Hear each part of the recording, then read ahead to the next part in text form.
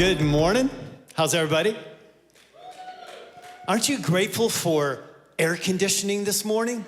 Yeah. Holy smokes. Like, it is so hot out there already. My hair is grateful too. It's true. It's true. Her hair is grateful. Thank you, Becky. Appreciate it. She has natural curls, and so she doesn't bother straightening them during this weather. She just lets it go, right? I think it looks amazing. Oh, thank you. I'm building a legacy. That's what we're talking about today. Something, yes. We're talking about building a legacy. First week of this series, Real Talk, Real Connections, we talked about building a foundation.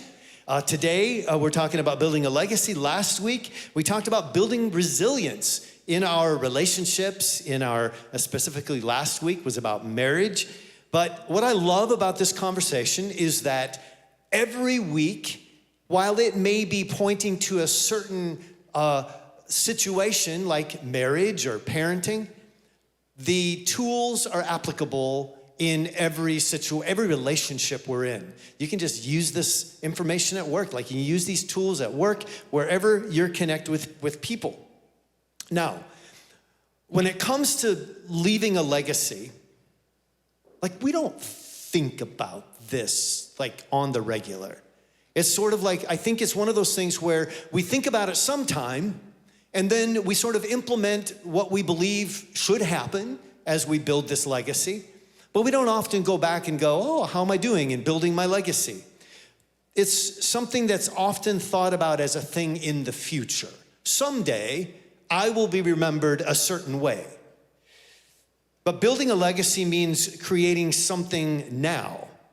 It means building something now that is going to be enduring and make a positive impact in our world.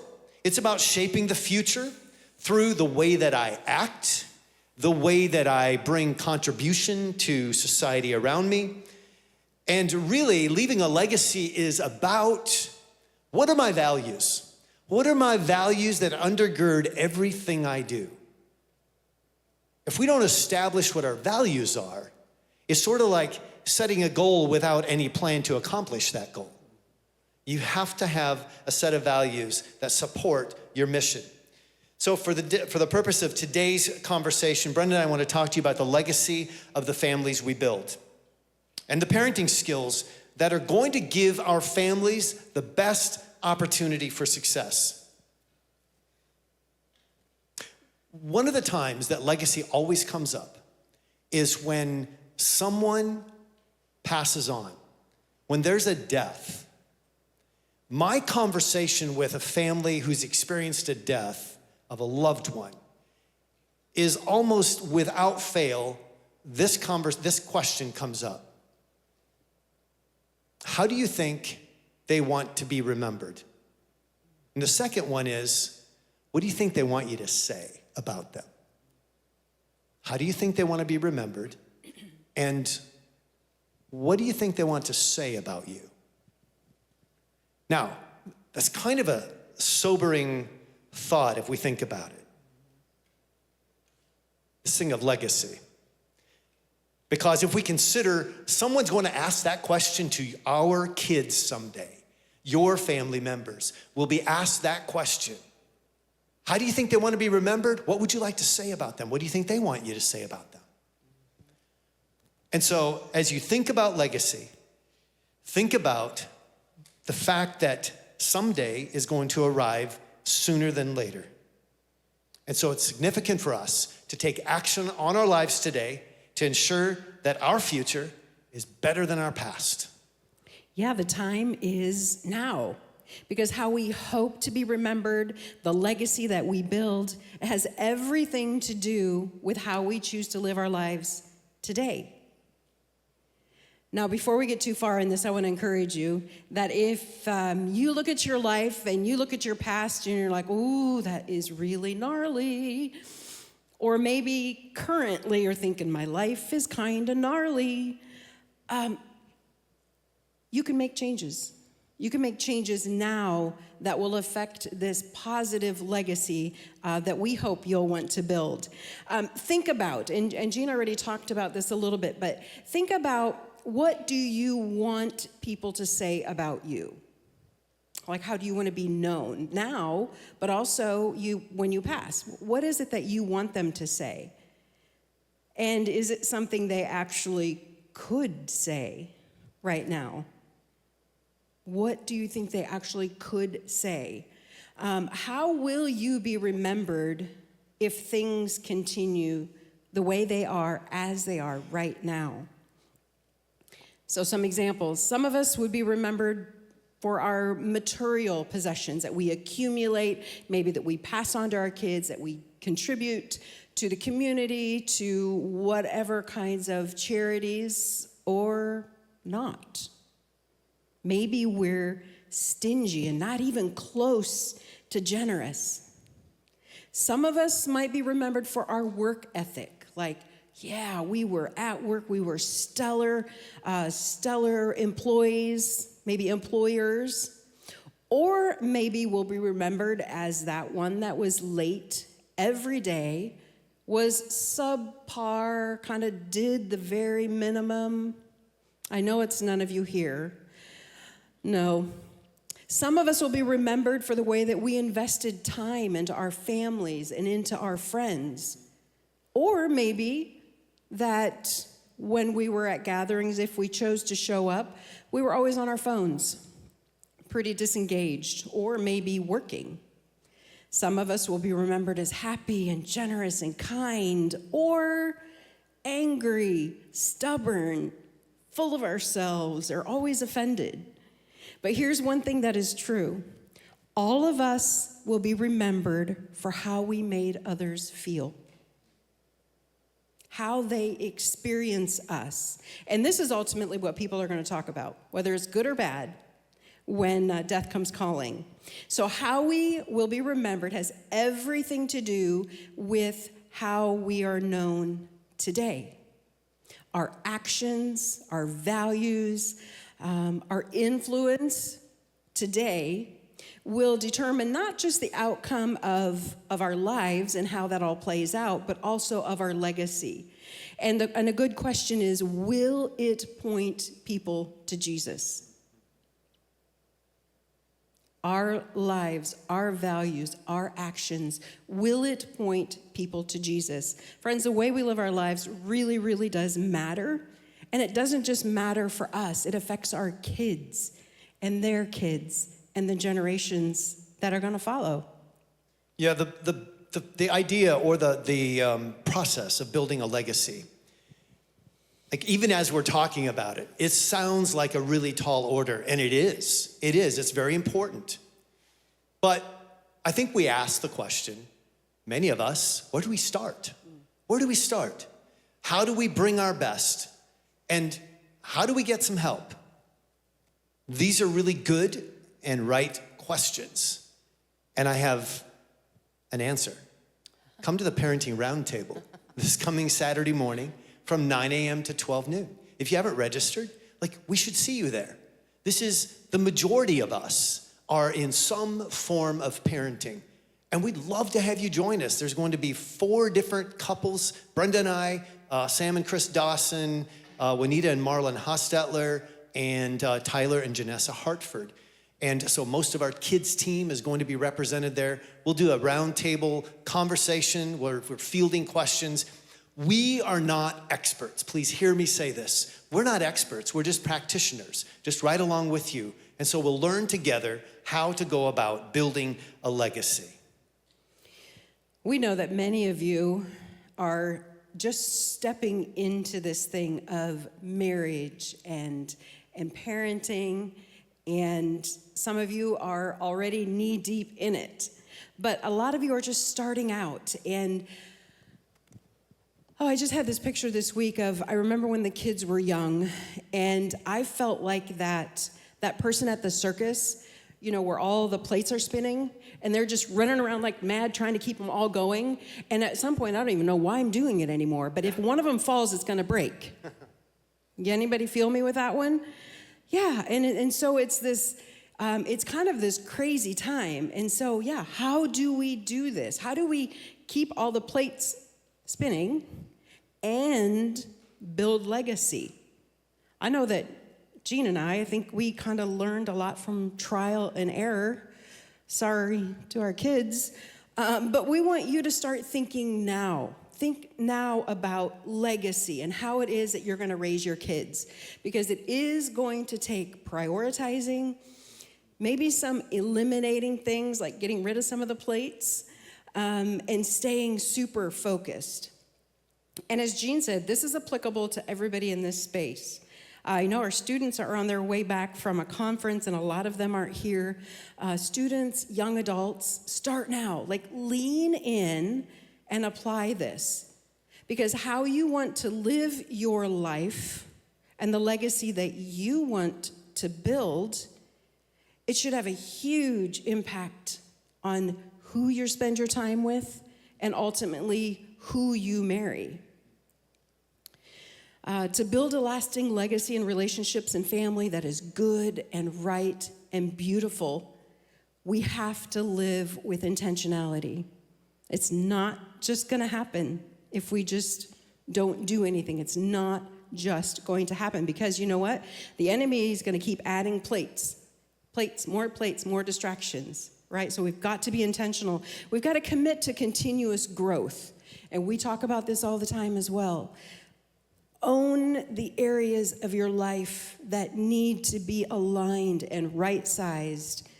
We're not deflecting. We're not ignoring those things. We're not blaming our past and our parents. We are owning them and doing something about it. And then we also want to encourage you to invite people on the journey with you. Like, that's part of what community is about. I think that's part of what, like, the parenting roundtable is about. Like, we're not alone. We don't need to do this alone. And never give up. Never give up. Today, we want to give you just a couple of tools that we think can be helpful because we know how difficult this is, especially when you're in the middle of raising littles. Yeah, those littles, like God has entrusted us with kids. Many of us are parenting right now. And this feels like a serious and weighty proposal when you begin this process of parenting. And it really is. And sometimes it feels like it's a burden that we bear when the days are not good, when things go wrong. It feels like a burden. But there are some, what we call powerful parenting principles at play that if you incorporate this into the parenting process will prove super helpful. And so here you go. Here are the four points of action that Brenda already spoke to. The powerful parenting points of action, being intentional. You have to have a growth mindset. You have to have grit. And you have to invite partners to come along. So partnerships.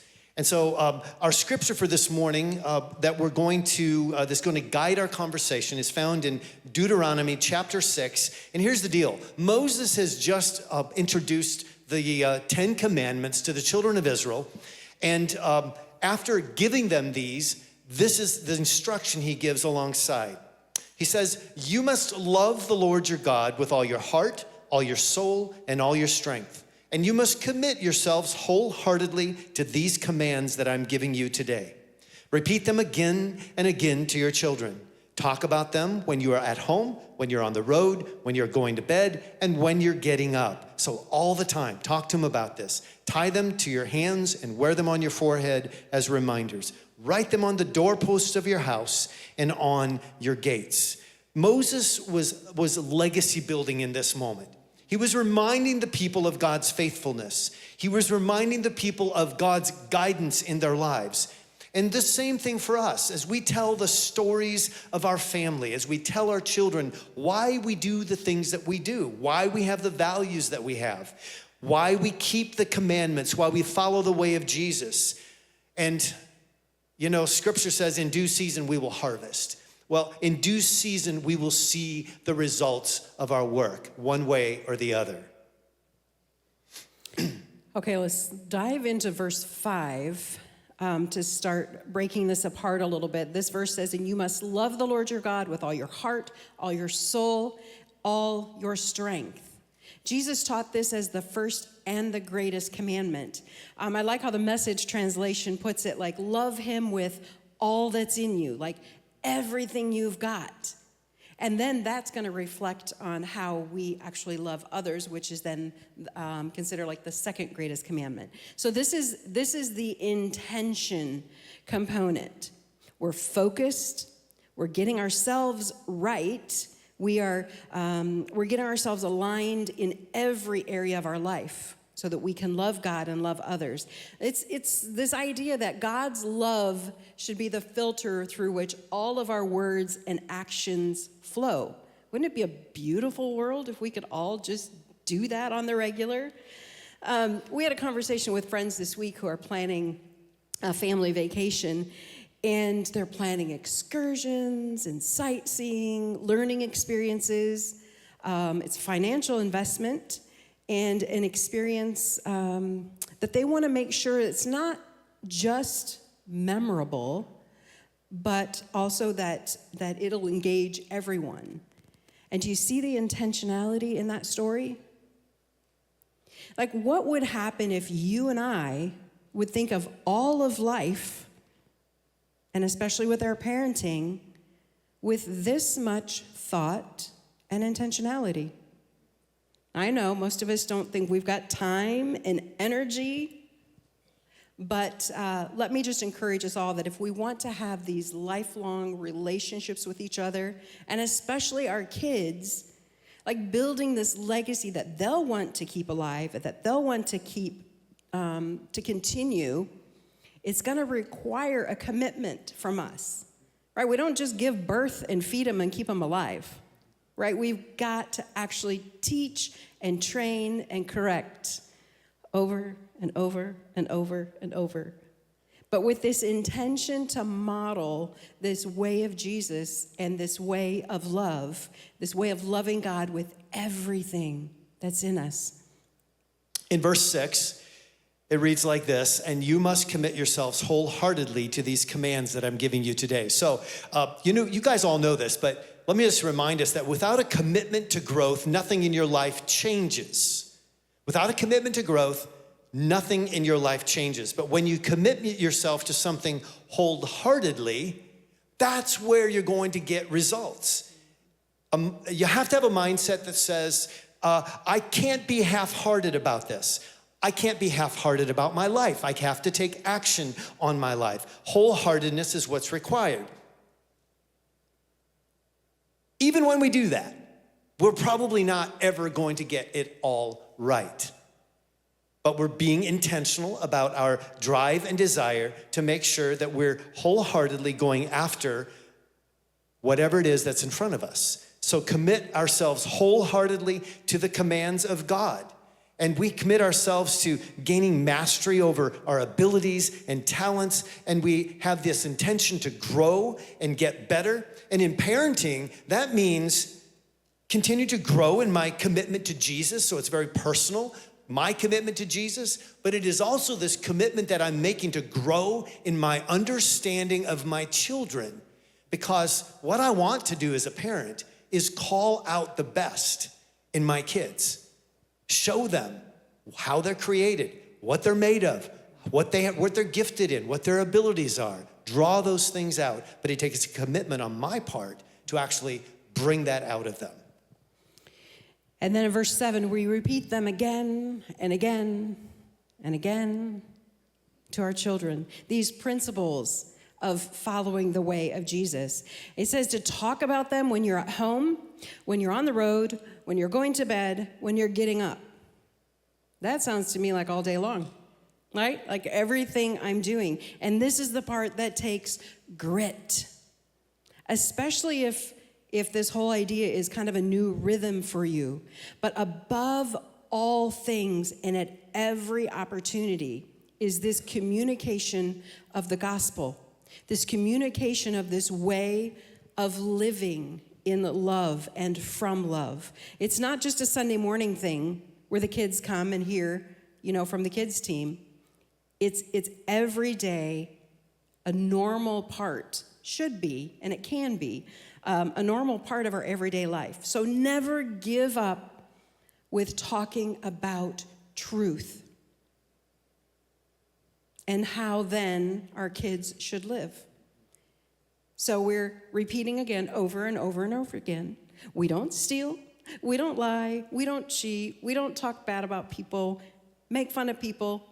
Why? Because that is not love. We do say we forgive over and over again because that is love. We honor our elders, we respect others, we're kind, we're generous, and then we're always pointing these whys back to Jesus and love. It's going to mean we have to develop these extraordinary levels of tenacity because you're going to get tired and you're going to think your voice isn't even heard. But keep saying it. I'm telling you this morning, keep saying it because it does make a difference. And your voice is the voice that you want in your kid's head when things go sideways or when things are really tough, right? You want them to hear your voice of truth and love. You know, when that kid at school mocks them or was mean and told her she was ugly, or when that boyfriend or girlfriend breaks up, when they failed the test. Because who are they really in those moments?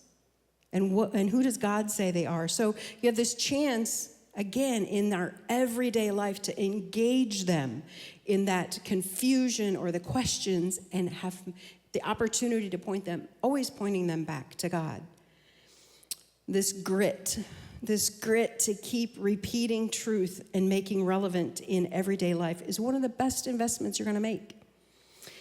Because we're ultimately trying to teach our kids to look out for the good of the other by loving Jesus as Jesus loves. And again, what a better way to do that than through like our everyday stuff, our all-day, everyday stuff. This takes us to the end of the passage, which is verses 8 and 9. Tie them to your hands, wear them on your forehead as reminders, write them on the doorposts of your house and on your gates. He's talking about the commands. Write them on the doorposts, wear them on your forehead. Now, when Moses is writing this, or when he's talking to the children of Israel, I'm proposing, and I believe it's accurate, that he's actually literally saying, write these things down. In our day, it would be more metaphorical, like keep repeating these things, keep talking about these things. How do we do this though? Well, it's my contention, it's our contention that we have to have partnerships. This is what worked for our kids. We had people that came alongside our kids that were coaches, they were pastors, they were teachers, their grandparents.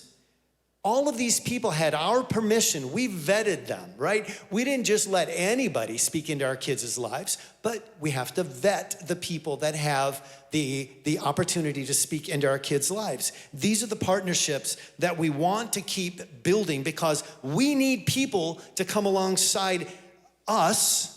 We need encouragement sometimes, and we need people to come alongside our children because the partnerships that we build with other people, where we say, I'd like you to speak into my child's life. Those partnerships are key because, well, they bring perspective. And frankly, those of us that have been parenting for a long time, we know that our voice is not always the voice that is welcome to our kids. Sometimes we can say it till we're blue in the face, but you have a coach say the exact same thing, and all of a sudden it's like, oh, I never heard that before. We've seen that. Like, this is new news because someone from the outside that isn't mom and dad telling me again what to do. It's a fresh voice saying the exact same thing a lot of times, but it's a fresh perspective, and it's a voice that comes when the kid needs it at just the right time. And so, again, not everybody has earned the right to speak into your kids' lives. So vet them well, vet those voices, and then implement these powerful parenting principles of intentionality, have a growth mindset, grit, dig deep, don't give up, and develop some partnerships. Get your kids to Jesus. Like, ultimately, get your kids to Jesus. Get your kids to Restore. Look, let me be really honest. Sometimes I think that we wake up on Sunday mornings and we go, we gonna go to church today or not? We have to decide, are we going to church or not? What kind of a decision is that, people? And it's so unfair because we have to show up. How do they get choices? For real though, I hope that one of the things that if you do just a couple of these things, one thing I hope you think about is the fact that your legacy is going to be built one way or the other. And if you get up every Sunday morning and you toss a coin to say, I don't know if we're going to church today, I don't know. Look, sometimes church is not all that great. I know that. But it's the repetition, it's the tradition, it's the discipline that you're teaching your children to get up, let's go to Jesus. Like, he's with us all the time. Okay, you know what I mean. Like, but we're going to gather together and we're going to worship together. We're going to invest in each other. Maybe today's message doesn't ring with you. I don't know, but come anyway. Because it's that discipline that you put into practice where it's not a negotiable thing.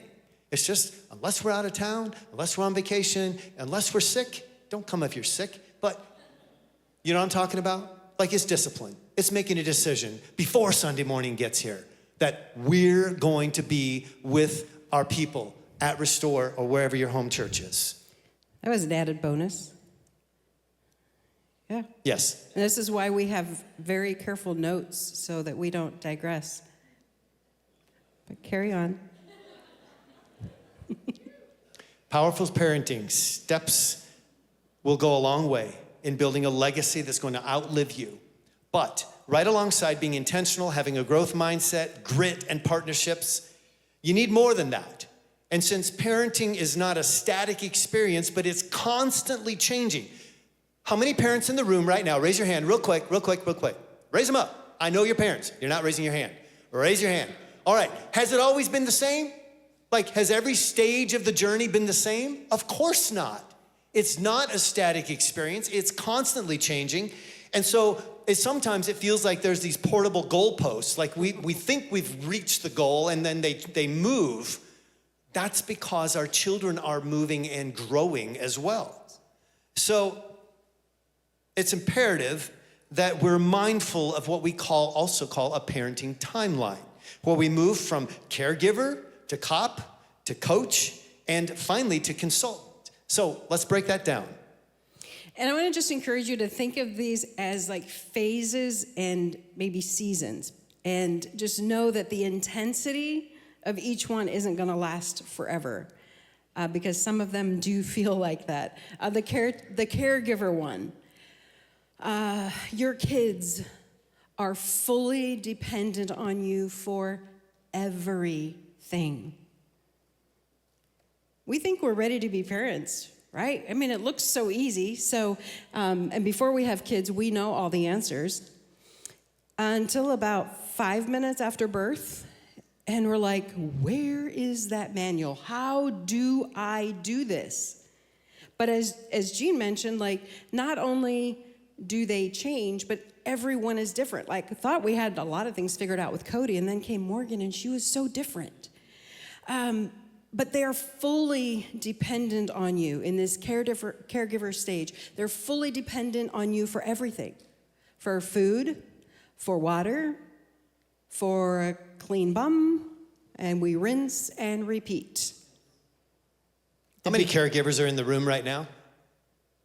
Oh, come on, there's more of you than that. It doesn't mean there are only two. I mean, yeah. Yeah, it won't last forever. That's what we're trying to say. Like, it won't hang last in there. forever. Resilience, remember last week, resilience. Resilience, and then remember that when you have grandkids, because that's part two. But when they're young, they only cry, right? They can't actually communicate what it is they want. So you check their diaper, they just ate, must be gas. I don't know. We do a lot of guessing at this stage, and that's just our best. And it is exhausting. and it can suck the life right out of you. It's like self, like the things that we want for ourselves is like gone because all of a sudden, baby is boss. And you're in survival mode for months, maybe years. You can't even pee alone at this stage. So in this caregiver mode, you're providing for everything, but also is where you begin teaching and guiding. And then interestingly enough, when they can communicate to you what they want, sometimes we still don't really know. We've got to figure out what's behind the words or maybe the actions, the outbursts or the hitting or whatever it might be. But this is when we have to have the goals, our legacy goals in mind. Living with this intention and this way of love so that we can stay rooted. You know, we've been talking about building, but building a foundation, building resilience, building legacy. It's all part of our root system. So that when it gets tough, we've got that, we're rooted, and we can get through all the different seasons and the challenges each one of them bring. Yeah, so the second one is the cop. And I was really good at being a cop because one of my communication frequencies, one of my primaries is commander. And so I can tell people what to do, and I tried to tell my kids what to do, and they didn't respond all that well.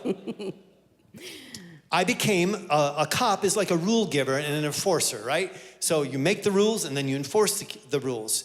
And Cody was, last week I think I told him a little bit about his mumbling under his breath. Like if he didn't agree with something, he'd just mumble under his breath. Well, when it comes to rule giving and being a cop in his life, that would be his kind of response. With Morgan, it was very different, and I had to change my tactics because I could look at her cross-eyed and it would make her cry. And so I think the phrase was, "Dad, those eyes." I have pretty stern eyes. I can give it. And by the way, as a cop, sometimes you want to say, "Because I said so. Don't ask me any questions." I tried that. That didn't work well either. Because I can say that in the moment. Like sometimes you have to say that. Don't cross the street. Why? Because I said so. But I'll tell you in a little bit why I said so. So you have to get their attention sometimes, but the intention would be then to come back and explain your decision. Sometimes we're wondering, why don't they listen? Why don't they hear us? We've already alluded to this, because sometimes they need another voice in their life that will help them, and they're probably not just ignoring you for the sake of ignoring. They probably heard the same thing over and over and over. They need another voice coming in and saying maybe what you're already saying. Also, in this cop process of enforcing and making rules, more is caught than taught. Remember that? More is caught than taught. They learn by example. For example, if your words don't match your actions, if what I say and what I do don't match up, they're going to see that. They're going to see that. As a cop, as a traditional cop, a police officer, there are certain standards that are expected of a police officer. And if you're not living up to those standards as a cop, if you're enforcing rules that you yourself are not living by, you're going to lose credibility with the public. Well, same is true in the family system. Kids will see what you do, and if you stretch the truth, I know they're knocking on the front door. Can you just go tell them I'm not at home? It's just a little white lie. But if you're stretching the truth, if you're telling lies, they're going to do the same. If you bend or break the rules of the state, you run through a red light, or you don't abide by the speed limit, they will tend to believe that it must be okay to do the same. See, building a legacy means building credibility, and it means building trust with our kids. I wonder where you're at with this. Do you need to level up? Where are you at with building credibility and trust with your kids? The third position is coach. Coach. This is the third in the parenting timeline. And a coach, as you know, gives perspective. And sometimes it's combining cop and coach. Like you're both an enforcer of the rules and you're also a guide. A good coach we'll see the strengths and weaknesses and coach accordingly. The same is true for our kids. In fact, we ought to be able to allow our kids to be who they are and to see who they're becoming, because sometimes as parents, it's easy to push them toward the interests that we have. Oh, if I could live my life over again, I'd sure do this and this. Aren't you interested in that? Let me show you how to get at this. That may not be what they're into. Now, we think about coaching once our kids are teenagers, and that's probably where it mostly happens. But when we're coaching our teenagers, it's so much easier to do this when we have built relationship in the previous 2 life stages. And sometimes our teenagers, they're moody, sometimes they're withdrawn, they're trying to figure it out. This is a moment where, as a coach, you want to stay open, you want to be willing to listen, you want to stay engaged without hovering. And remember, a coach is a peer. Is not a peer. A coach is not a peer. A coach is not a coach so that he can be the best friend of the person he's coaching. He's there, he or she is there, and if the rules aren't being followed, if the play isn't being played correctly, then he's the enforcer. He or she is the enforcer. Same for your house. Same for your house. It's your house. You are the parent. You are the coach. So live into it. Call the play. Make the rules. Show them, and then get out of the way and watch them execute on what you've taught them. That's best case scenario. Now, if you don't do this, you know what happens to a coach when he has a team that is not disciplined and productive and executing on what they're called to do? He'll get fired. Now, I don't know if you have to fire yourself as a parent, but if you don't do this, if you purpose to be a peer to your children, if you purpose that you just want to be friends with them, you're going to remain a caregiver and a frustrated, impotent cop constantly trying to enforce the rules with no actual consequences for the rule breakers. Do you hear what I'm saying? If you are so concerned about being a peer to your children, if you're just concerned about being their friend, you're gonna have problems. And so, moving with health from caregiver to cop to coach will lead us to the final position in the parenting timeline, which is the consultant, which is simply, I'm here if you need me. This one was hard for me. This one was really, really hard when the kids stepped into new levels of independence, which is crazy because that's what we raised them to do. But when it happened, I was like, I'm not so sure I like this. I think it was easier back then when I was just changing diapers and not sleeping. But anyhow, this is the goal. This is where we want to get in this timeline. We want to move to this consultant stage where we've equipped them, we've empowered them to be who God has designed them to be healthy, contributing members to society. But we've got to start when they're young. We've got to start this when they're young. And we can't invest in anything more important than this: the souls of our children. See, if we neglect our duties as parents to instill in them these commands, these principles of God when they're young, then they'll likely see this way of Jesus as irrelevant to their lives. And then when we reach this stage, we may feel helpless as we watch them make bad decisions. We may live in this place with regret. This legacy building, this investment, it's emotional. It takes a lot of time and energy, vulnerability, so much of this laying down self, this agape love. But we're here to tell you that it will be worth all the tears, blood, sweat, and tears, the exhaustion, and you will survive. You will survive. So embrace every stage, being that godly caregiver and cop. Those two components build trust. And then that allows you to coach and consult.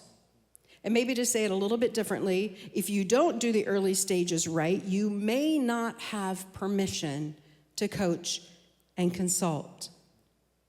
So this caregiver, cop, coach, consultant, what a beautiful opportunity to build a lasting and godly legacy. And what a gift that it will be to your kids and their kids and the generations that will follow.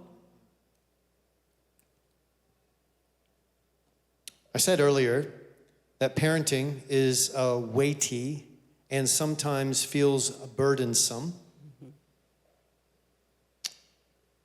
And that's the reality of it. That's the reality of raising the next generation. What a gift it is for us to be able to do so. Because whatever our past has been, whatever we've experienced in our own upbringing, we keep the good and we keep the legacy of those that have come before us, and we put away the things that we don't want to pass on to the next generation. That's the beauty of all of this, is that we can start right where we are. We don't have to wait. We can go on this immediately. You begin to make the changes. So be courageous as you do so, because someone is going to disciple your kids, and it should be, hopefully, is you. You're their primary voice. But other people, partnerships that you build will come alongside and assist you in this. When everything's said and done, our legacy will speak for itself. And we hope that you will continue to bring your children, that as they grow in their teen years, that you'll continue to allow Restore Church to be a partner with you. Because together, we get to build a legacy that's worth following. Would you stand with me? So this morning, I'm going to invite the prayer team up, and we'll have as many people up here praying as is needed. But here's what I know. Most of us, at some point or another, have felt ill-equipped for the challenge of parenting. And sometimes we just need someone to say to us, hey, let me join you and take you to the Father. Let's go to the Father together so that we can build this foundation that's solid, that we can build resilience into our relationships, and so that we can create a legacy that is actually one that we are proud of. And so that's what we're inviting you to this morning, is if you have a sense, if you know you need help, and we all do, I'd invite you to come for prayer. Let us help you. Let Jesus speak into your life and move forward with this parenting thing with strength. Together, we can do a lot more than we could ever do alone. So we invite you to come as we pray, and don't hesitate. Father, in the name of Jesus, we thank you for this word. We thank you for the ways in which you are creating even now a desire in us to build a legacy that is filled with joy and peace, one that is filled with love,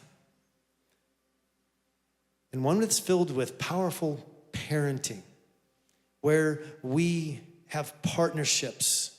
And perhaps right now, God, you're asking us to step out of our seats, to build a partnership with a prayer warrior up here in the front, someone that would pray over us and speak life over us when we're discouraged, when we're at our wits' end, when we don't know what to do next. God, you are for us, and we know that you give us exactly what we need to move forward, to take steps forward and become all you've called us to be. In Jesus' name, amen.